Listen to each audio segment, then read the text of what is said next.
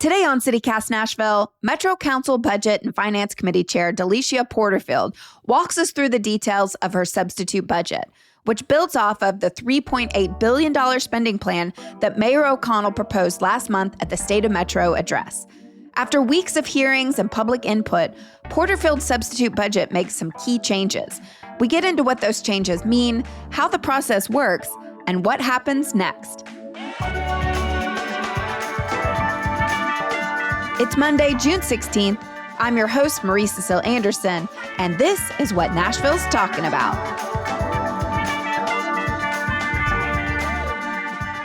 What is a substitute budget?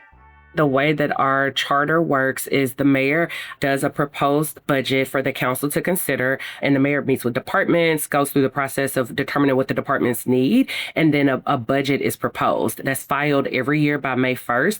And on May 1st, we have the State of Metro. It's actually a council meeting. So we have a lot of people there, but it's officially a Metro Council meeting where the mayor proposes the budget to the council members. As budget chair, I facilitate a process where we send out questionnaires to the various departments that will ask them about the mayor's proposed budget and if that budget meets their needs. And if not, what are the additional things that they need and what would they use those resources for? I also ask things like what would happen if their budget was reduced, what type of services would be cut with the reduction. From there, we take those questionnaires and we have department hearings. Historically, every department had a hearing, but because we have so many departments, that would result in like a 5-minute hearing, and it was kind of a dog and pony show. So some years ago, we kind of changed that process. So now only the bigger departments with really big budgets have those department hearings, and then some of the smaller departments that maybe provide like critical services that we may want to invest in will also have hearings. So traditionally, those are big departments like MNPS, MNPD, our fire department, our hospitals. But then we also end up having hearings for departments like maybe MAC or social services and libraries. And from there, council members will submit a wish list. And that wish list is comprised of what our personal values are, what we've heard from our constituents, and what we've heard from our departments about what they need. And then we hear from the public. Traditionally, that's the first meeting in June, which is the second reading of the budget. But because that's so far along in the process, a couple of years ago, we did a new process where we have a pre-budget public comment period back in February. So we've heard from the public in February. We hear from them again in June. And then after the public hearing on the budget in June, we have typically another budget work session. Council members will submit their final wish list in which they can incorporate things that they heard from the public.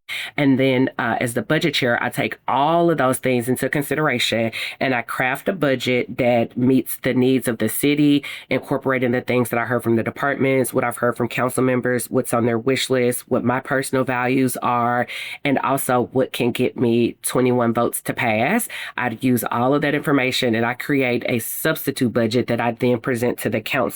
We vote on that budget on the third reading of the budget ordinance, which is the second council meeting in June, which will be tomorrow.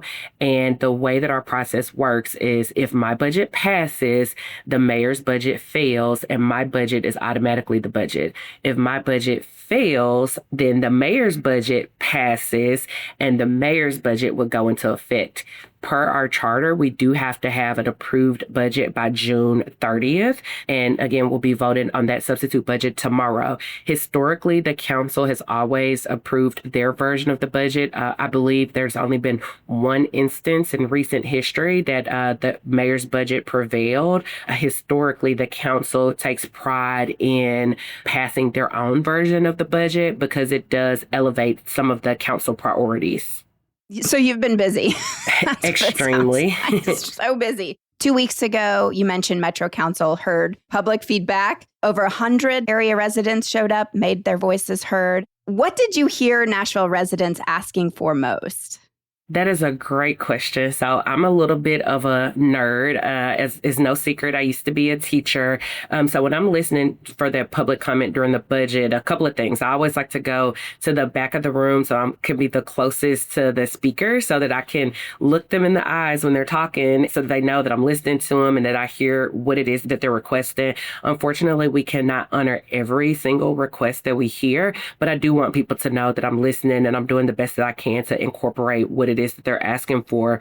Overwhelmingly, the top response that we heard was more money for the varsity spending plan. If you all remembered in last year's budget, I was able to put $1 million to create the first Office of Youth Safety in the nation to look at addressing gun violence through preventative measures like conflict resolution and restorative practices. So we had close to about 40 speakers that spoke asking for more funding for the varsity spending plan. The next item that we heard was more money for affordable housing. And we saw that in kind of some different buckets. You know, there were people that were asking for different options for housing. There were people that were asking for more money for the Barnes Fund, at least about 30 people asking for that. The next highest thing was employee pay.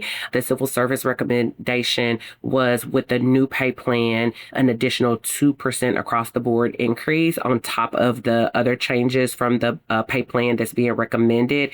The mayor's budget funded it at 1% across the board increase. After that, the next two highest that we heard was to create a community housing fund and then to create a community-based safety plan. So we heard some other things as well, but those were the top contenders.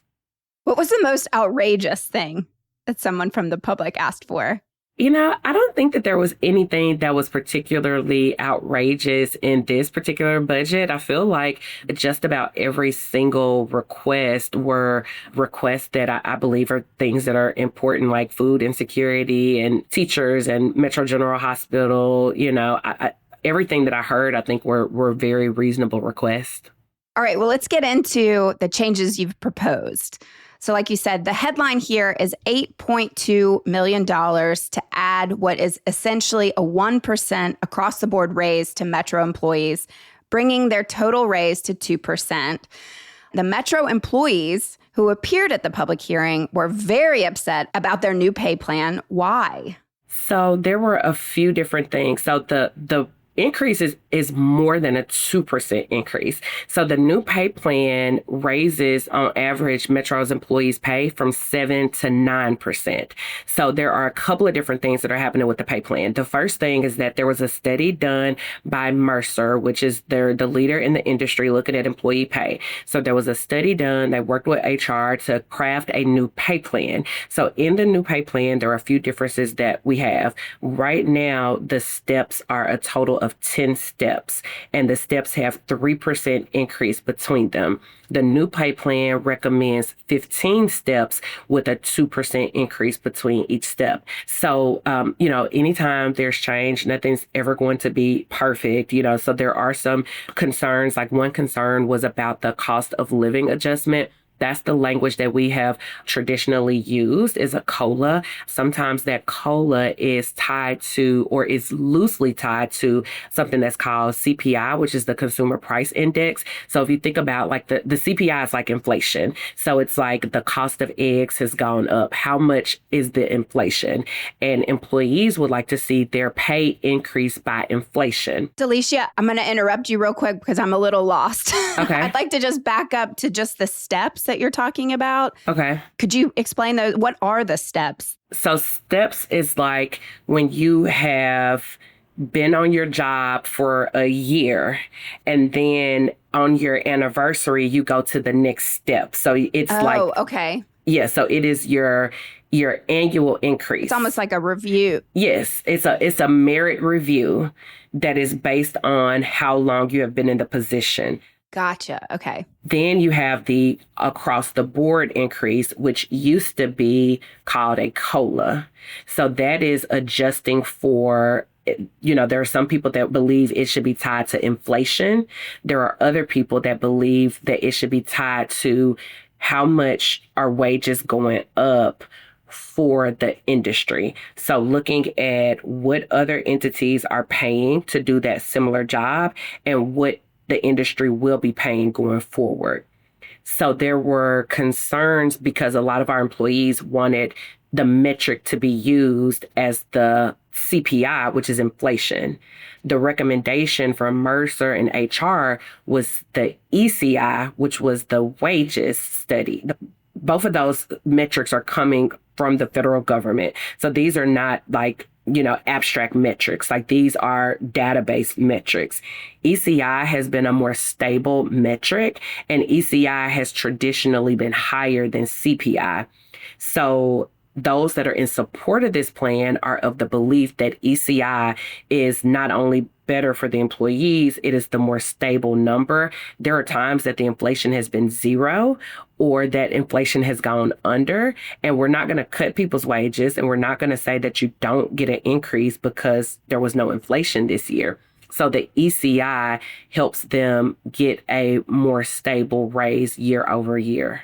It's a very complex topic. Yes, thank you. You're doing a great job explaining it. That makes more sense to me. But so with a merit-based process rather than a cost of living adjustment, is it both? Possible? It's not either or. It's both. They get both the merit. So the merit is just like on your anniversary, you get an increase. Those are steps. And then they get the cost of living. So they're getting both of those increases.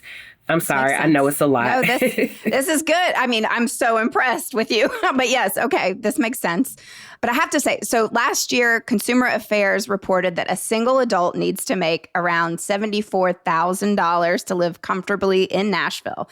Last year, a starting teacher's salary was closer to $50,000. What would it take to get these Metro employees paid a comfortable wage so that they can afford to live in the city they serve? So there are a couple of different ways to look at that answer. So one, the teacher's pay, any pay dealing with schools is determined by the school board, not the Metro Council. So I would say that that's a question for the school board. The Metro Council, all we do is we fund the budget for the schools. So we're giving schools over $1 billion year after year. In the mayor's proposed budget, we're giving schools an extra, I believe it's an extra $133 million on top of what they got last year. The Metro schools are the biggest portion of our budget. Historically, people have felt like the council needs to give more money to schools. The issue is that we're not being funded at an appropriate level from the state. The way that the state does their funding for our schools, the municipality pays a small portion and the state pays the majority. So the state pays about 75% of a school's budget, and that local municipality pays about 25%. But in Davidson County, because we have the ability to bring in more tax dollars because of tourism, for us, the numbers are flipped. So we're paying 75% of the school's budget, whereas the state is only paying about 25%. So our budget is over $1 billion. So for schools, so if you take our now $3.8 billion budget, if you take that budget and you pull out our debt services, the remaining block of money that we have, you could almost split that in half. Half goes to schools and half goes to the entirety of Metro government. So police, fire, transit, our sidewalks, our parks, our libraries, our animal control, every single thing you could think about in Metro government falls in that one bucket. And the schools get the other half. So we are significantly funding our schools. The issue is that the state is not giving enough money to be able to do all the things that we want to do. We just cut a check for our public school system. Our school board and our director of schools are the ones that are determining how they spend that budget and what the pay is. Now, I will say it will be a significant increase to bump the salary up, $20,000 or however much that you're saying. Mm-hmm. That would be either a significant increase in taxes, or that would be a significant reduction in other services to students.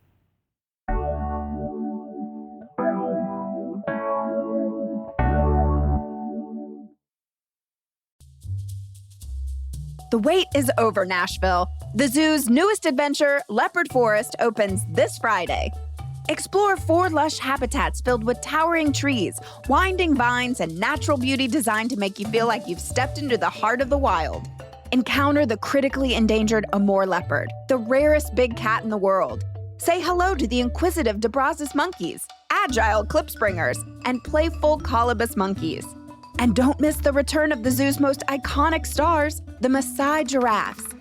Come to the zoo this Friday for the ribbon cutting at 9:30 a.m. The first 2,000 guests get a free leopard forest bandana. Feeling photogenic? Go to the zoo's social media and look for the Seeing Spots Challenge for a chance to win a zoo membership. Bring the family or bring a friend and come face to face with wonder. Nashville Zoo's Leopard Forest opens this Friday. Adventure awaits. This episode is sponsored by Babbel. Have you ever picked a vacation spot based on where you won't need a phrase book? With Babbel, the language barrier no longer has to hold you back. You can start speaking a new language with confidence thanks to Babbel's conversation-based techniques, which quickly teach you useful words and phrases about the things you actually talk about in the real world. Babbel has more than a dozen languages available for you to learn at your own pace, with material tailored to your individual proficiency level, interests, and time availability. I'm David Ploth, CEO of CityCast, and I've been learning Spanish with Babbel. What I really love about learning Spanish with Babbel is that it works with me where I am. The app and the website keep track of what I've learned. They help me review what I probably forgot from last time, and always is keeping me engaged with a new challenge based on actual conversations I might have in Spain or Mexico or Colombia, especially food conversations because I love food conversations. So get talking with Babbel. I want you to learn another language, so I'm teaming up with Babbel to give you 55% off subscriptions, but only for CityCast listeners at babbel.com/CityCast. Get up to 55% off at babbel.com/CityCast, spelled BABBEL.com/CityCast. Babbel.com/CityCast. Rules and restrictions may apply. The next largest line item in your list of highlights is $250,000 to support maternal health and doula programming via the Health Department's Strong Babies Initiative. You've also found $175,000 to expand food assistance, $100,000 to work on public-private housing partnerships, $75,000 for the Oasis Center's emergency youth shelters. These all seem like you're trying your best to help important social services, but the big money just isn't there? Yeah, so I know when people hear a big number like, $3.8 billion, it feels as though you could find funding in all of these places, but the budget is extremely tight. So without raising the tax rate more than what the current proposed rate is, as our budget is zero sum, which means that there can't be a deficit. So however much we're bringing in is what we're spending out. So if I want to put more money in a different program or project, that means I have to pull that money from somewhere. So where did you find the cash? So the lion's share came from benefits adjustments, and that was about $5 million.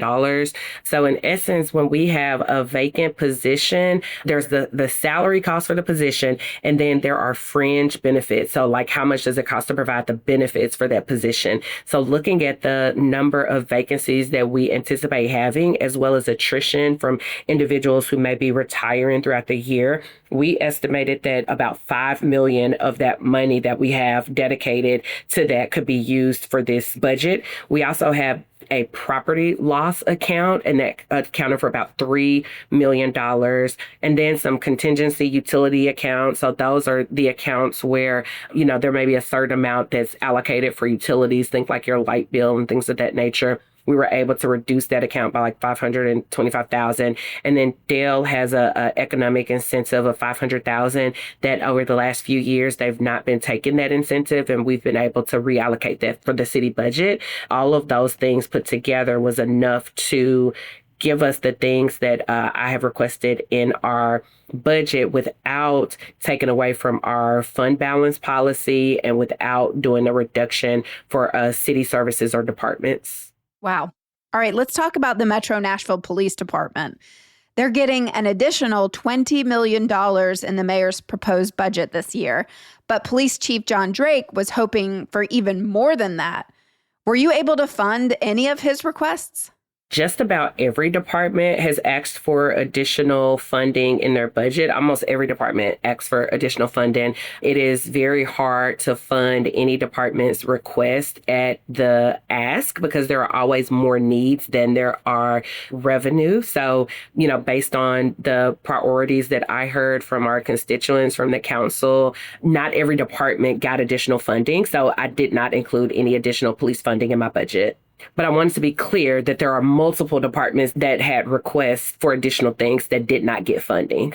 Can I include something else? Absolutely, please. So a couple of other things and I'll talk about this on the floor tomorrow and probably today in our Budget and Finance Committee meeting. But there were also wish list items that were not funded that I'll be able to speak to. Some of those were not funded because they were already in the budget in another capacity. I want people to know, hey, I did consider your thing, but this is why it turned out the way that it did.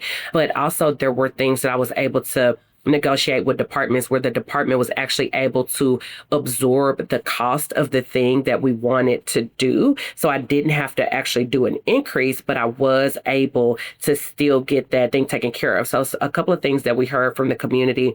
One was for a community safety plan. The first that I'm aware of that conversation was some years ago when Melody Fowler Green was over the MHRC. We've heard that call resurface within the last few years, this year most prominently with the People's Budget Coalition. So I was able to meet with Dr. Ariola from the health department, who was already in the process of developing out a community safety plan. So I was able to meet with him and a representative from the People's Budget Coalition to talk through what it would look like for health to lead up that initiative. Dr. Ariola is someone that I believe is a trusted partner. And the things that we hear now people talking about with gun violence being a public health epidemic, Dr. Ariola was talking about those things 10 years ago. And he is a big believer in community-driven solutions. So his vision for this process is that it is a community-led and community-driven process, not one where Metro is prescribing this is the way that we're going to do it and then presenting that to the community. His vision is a process that is actually led by the community, and the community is saying this is what we would like to see. So there's no funding in the budget for that, but there's no funding because the health department already has funding for it. One thing that I consider is this a trusted department? Is this going to give us the results? There are certain departments and entities that if it came out of this department, people aren't going to trust it. Looking at the fact that I have full faith that Dr. Ariola will lead a process that will be community-centered and that people will be happy with the progress. I didn't have to put funding in the budget for that, but that can still go forward. Similarly, there was a request for a community housing fund. We heard a lot of requests for that as well, and that was to explore a different housing model. Well, there was $500,000 in the Unified Housing Strategy for underwriting purposes. I was able to work with our housing director to allocate $100,000 of the $500,000 to be earmarked for consulting services to look at what does it take for us to set up a new entity to explore a different housing model here in Nashville. So I say that to say there are lots of good things happening in the budget that you may not see a line item for. I believe in stretching a dollar as best as I can. The department was actually able to absorb that cost and provide that service without me increasing their budget. Wow. Okay. Your council colleagues now get to consider this substitute ahead of tomorrow's vote to adopt it. What changes are you expecting to hear from them? Council members do have the opportunity to make requests as far as, they could do a substitute budget. They could also try to do amendments to the budget. Not sure at this time what those changes could potentially be, but, we'll have to stay tuned to figure that part out. Well, your substitute budget passed unanimously last year. Do you think you can pull that off again this year? Here's hoping. I think it's a different environment this year. I'll say that. So the goal is to have a passing budget. I remember my very first election, I won by 25 votes and I was disappointed. Just to be honest with you, I was extremely disappointed that the race was that close. And I remember that one of my dear friends that serves today shared with me. I didn't know them at the time and they reached out to me to congratulate me. And I said that, I appreciate it. I'm just kind of disappointed that it was that close. And they said, said, you only need one vote to win. You know, like as long as you win, that's all that matters, right? So like I need 21 votes for my substitute to pass. It would be great to get, 40 votes or 39 votes or whatever the case may be. But ultimately, I need 21 votes to make sure that employees get an additional 1%. I need 21 votes to make sure that we are addressing food insecurity to the best of our ability, to make sure that we're getting more funding for our youth and alternatives to policing. So my focus is on 21 votes. Your colleagues get to have their own wish lists. What's on your wish list? What do you wish you could have funded this year? And what do you want our listeners to know about how Nashville's budget will look like in the next few years, especially with the end of COVID-era funding and these potential federal cuts from the Trump administration? The substitute budget, in essence, is my wish list, but it's my wish list with wish list items from other council members. If there were like limitless, if I just had like a limitless pot of money, then of course I would do more funding for affordable housing. I would do even more funding for employee pay. I would do more funding for alternatives to policing. I would do more funding for social services and libraries and after school programs and just all of these things. I mean, if I was not restricted, we would have guaranteed basic income. We would cut the sales tax. We would eliminate medical debt for individuals. And those are all things that I looked at for the budget. But the price tags on those things are so high that we have to balance, like anytime we're doing a property tax increase, we have to balance how that's going to impact our neighbors that don't have a lot of extra money. So we always try to keep our taxes as low as possible to meet the need. So, it's kind of like what would I do if I had all of the money? I would do all of the things that would provide social good for people. But this is the best that I was able to do under the constraints that we have currently. As far as what the budget's going to look like in the next few years, I think we're seeing that now, like we've seen with the end of the COVID dollars, that we've had to do additional funding for schools because they had some great programs that they were using the COVID dollars to fund. Those have dried up. So now we've had to roll those things into our operating budget. We've been able to use a lot of that COVID money to do some great things with nonprofits and nonprofit partners.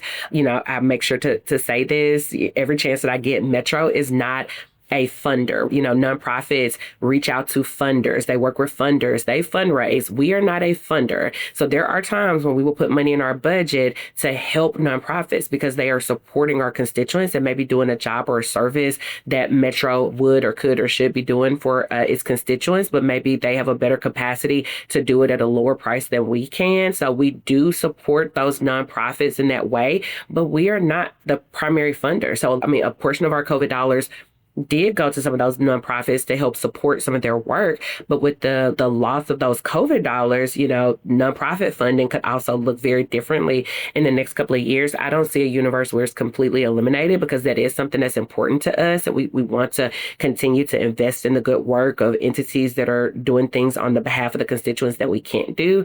But we're having conversations with the nonprofits of, if you're in the Metro budget, that's on a year-to-year basis. So don't make your funding contingent upon Metro because next year you may not get that funding. All right. That's great advice. Well, listeners, if you want to know even more about this and what happens from here, you can tune in to Metro Nashville Network on YouTube this afternoon for the committee meetings, and then Metro Council tomorrow night at 6:30 to see the exciting finale of budget season. Thank you so much, Councilmember Porterfield, for taking the time to explain all of this to us. Thank you so much. I appreciate it. Thank you for the opportunity.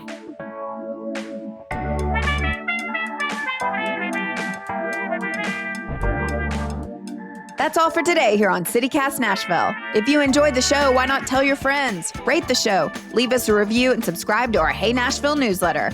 We'll be back tomorrow morning with more news from around the city. Toodles!